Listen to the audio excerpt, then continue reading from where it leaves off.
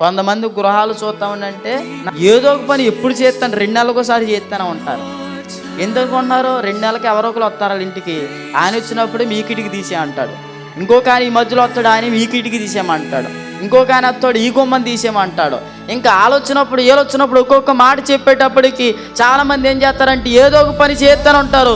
తెచ్చిన సంపాదన అంతా ఆ ఇంటిని మార్చుకోవడానికి, ఇటుకలు తెచ్చుకోవడానికి, సిమెంట్ కోసం ఖర్చులు అయిపోతూ ఉంటాయి. ప్రభు చెప్తున్నాడు, కలిసి రావట్లేదు నీ ఇల్లు. నీ ఇంట్లో ఎంత నువ్వు సంపాదిస్తున్నా ₹1 నిలవట్లేదు. ఆ ఇంట్లో ఉండి వ్యాపారాలు ప్రారంభిస్తున్నావు, అవి సక్సెస్గా వెళ్ళట్లేదు.